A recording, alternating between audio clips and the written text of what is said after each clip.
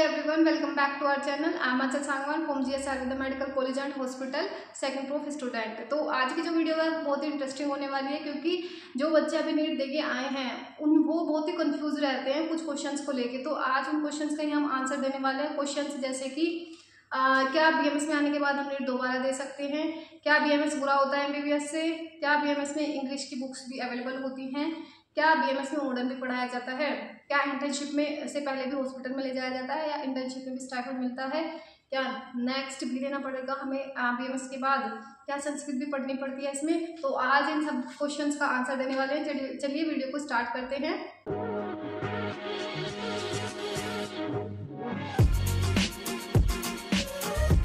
सबसे पहले question number 1 कि क्या नीट दोबारा दे सकते हैं अगर हम बीएमएस में आए हैं तो देखिए, सबसे पहली बात तो ये कि अगर आपने बीएमएस में एडमिशन ले लिया है और आप सोच रहे हैं कि आप नीट दोबारा से दे लें, तो इसके लिए आपको कॉलेज के बारे में जानना जरूरी है कि किसी किसी कॉलेज में क्या होता है, बोर्ड सिस्टम होता है कि आपको सर्टिफिकेट जमा करने होते हैं वहाँ पे। तो उसमें सर्टिफिकेट्स में क्या होता है कि अगर आप उन कॉलेज से आप जाते हैं तो आपको वहाँ पे पूरे अपने जितने भी पूरे कोर्स की फीस है वो सबमिट करके तभी आप बाहर जा सकते हैं। जैसे कि अगर मैं प्राइवेट कॉलेज की बात करूँ, ये बोर्ड सिस्टम हर कॉलेज में नहीं होता है, तो आप पहले ही ये सब कुछ देख के चलेगा। अगर मैं मतलब प्राइवेट कॉलेज की बात करती हूँ तो प्राइवेट कॉलेज में सर्टिफिकेट जमा करवाए जाते हैं। अगर कोई बच्चा फर्स्ट प्रूफ में आके नीट देता है तो उसका सिलेक्शन हो जाता है और वो यहाँ से मतलब कॉलेज से जाना चाहता है, जिस कॉलेज में उसको मिल रहा है उसमें जाना चाहता है, तो उसके लिए इसको यहाँ पे पहले सारी फीस भरनी पड़ेगी अपनी, जितनी भी होती है 4 साल मतलब कि 4.5 साल की जितनी भी फीस होती है वो आपको यहाँ भरनी पड़ेगी। उसके बाद आप वहाँ जा सकते हैं जहाँ आपका सिलेक्शन हुआ है। तो इससे अच्छा तो यहीं से कर लो, जहाँ से आप मतलब अपना प्राइवेट से कर रहे हो, इससे अच्छा तो वो वहीं से कर लो, क्योंकि पूरी फीस तो आपको वहाँ पे भी करनी है। तो अगर आप करना सोच रहे हैं तो पहले देख लीजिए कि कॉलेज में कोई बोर्ड सिस्टम तो नहीं है, उसके बाद ही आप नीट के बारे में सोचिए। तो चलते हैं सेकंड क्वेश्चन के। एमबीबीएस से बुरा है क्या बीएमएस? तो देखिए, एमबीबीएस और बीएमएस, आई नो कि जब एक बच्चा नीट दे के आता है या फिर नीट की प्रिपरेशन भी कर रहा होता है तो उसके दिमाग में बस एमबीबीएस ही चलता है कि एमबीबीएस मिलेगा। बीएमएस को मतलब कि बहुत कम बच्चे होते हैं, वो 1-2% बच्चे होते हैं जो बीएमएस के बारे में सोचते हैं कि हाँ मैं बीएमएस लूँगा। नहीं तो हर बच्चा जो तैयारी कर रहा होता है वो एमबीबीएस को ही मान के चलता है कि हाँ मैं तो एमबीबीएस ही लूँगा, एमबीबीएस नहीं मिला तो मैं कुछ भी नहीं लूँगा, ऐसा सोच के चलते हैं बच्चे। बट देखिए, एमबीबीएस एक अलग पैथी है, बीएमएस एक अलग पैथी है, ठीक है।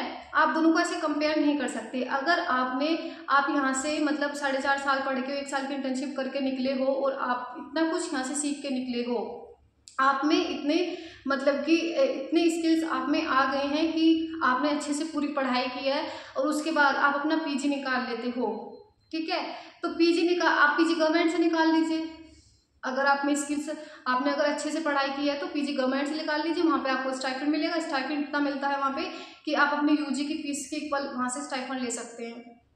तो अगर आप मतलब तो दोनों अलग अलग पैथ हैं, आप ऐसे कंपेयर नहीं कर सकते।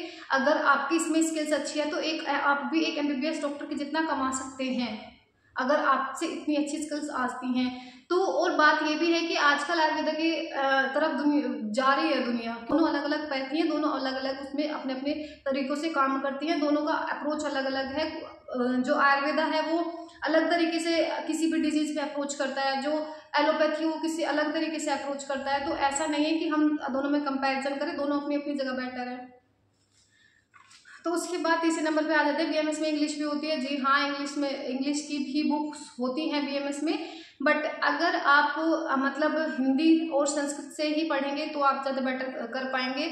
मतलब इंग्लिश में भी होती है सारी संहिताएं, इंग्लिश में भी आपको मिल जाएंगी, बट जो हमारे ओरिजिनल टेक्स्ट हैं वो हमारे संस्कृत में लिखे हुए हैं और संस्कृत के नीचे हमें उनकी हिंदी में मिल जाती है। तो इंग्लिश में भी होते हैं, पर आप इतनी इंग्लिश की सभी बुक्स आपको शायद में भी ना मिले, शायद ना मिले, बट हिंदी में आपको हर बुक हर उसमें अवेलेबल हो जाती है। तो इंग्लिश में भी होती है, बट मोर आप अगर फर्स्ट ईयर में इंग्लिश में पढ़ोगे ना तो आप सेकंड ईयर में खुद से इंग्लिश ले लो, हिंदी ले लोगे। मैं इतना कह सकती हूँ, क्योंकि फर्स्ट ईयर में आई नो कि बच्चे 12th करके आते हैं वो सब कुछ इंग्लिश मीडियम से पढ़ के आते हैं, तो उन्हें लगता है कि हम तो इंग्लिश से ही पढ़ेंगे। तो संहिताएं हमें हमारी संस्कृत में होती है और हमें हमारे टीचर्स फर्स्ट ईयर में इतना काबिल बना देते हैं कि हम हिंदी और संस्कृत अच्छे से पढ़ सकते हैं, उनको समझ सकते हैं। तो ऐसा नहीं है, आपको वैसे आपको जो कंफर्टेबल लगता है उससे पढ़िए। इंग्लिश से आपको अच्छे से समझ आ रहा है तो आप इंग्लिश पढ़िए, हिंदी से अच्छे से समझ आ रहा है तो आप हिंदी पढ़िए। फिर उसके बाद आ जाता है क्या मॉडर्न भी पढ़ाया जाता है? जी हाँ, मॉडर्न भी पढ़ाया जाता है। फर्स्ट ईयर में भी मॉडर्न पढ़ाया जाता है, सेकंड थर्ड सभी ईयर्स में मॉडर्न पढ़ाया जाता है।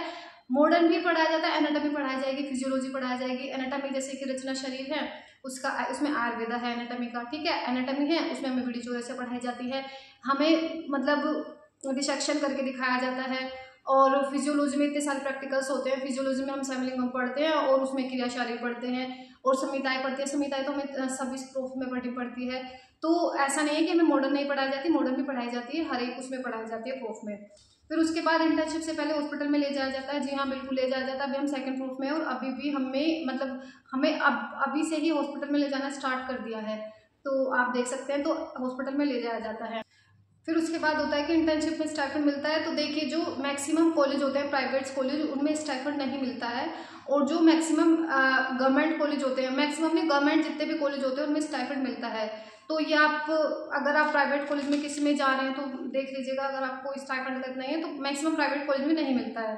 फिर उसके बाद आ जाता है कि नेक्स्ट दिया जाएगा। तो देखिए पहले एक नोटिस आया था, उसमें ये था नेक्स्ट के लिए कि 21-22 का जो बैच है उससे नेक्स्ट दिया जाएगा। बट कुछ उसमें मतलब कि प्रोटेस्ट होने के कारण अब 21-22 से और 22-23 से वो हटा दिया गया है, 23-24 से वो अप्लाई कर दिया गया है। बट अब भी शायद कुछ एप्लीकेशन वगैरह का सीन हो रहा है, तो अब भी 23-24 वाले जितने बैच है उससे 23-24 वाले से आगे जितने भी बैच है, मतलब 23-24 वाले भी देंगे और उनसे आगे जितने बैच हैं वो नेक्स्ट एग्जाम देंगे, ठीक है।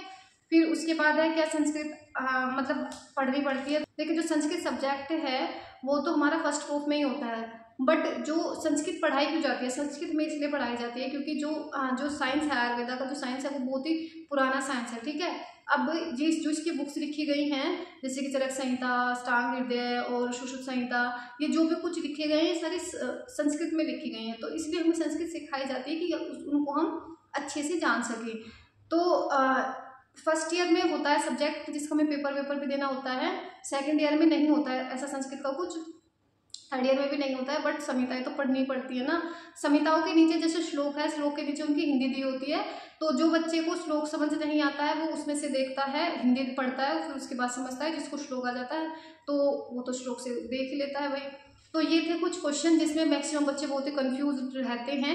अगर आपका अभी भी कुछ क्वेश्चन या कुछ डाउट रह गया तो आप कमेंट बॉक्स में पूछ सकते हैं। अगर वीडियो पसंद आए तो लाइक शेयर एंड सब्सक्राइब जरूर कीजिएगा। मिलते हैं किसी नेक्स्ट वीडियो में। Thank you.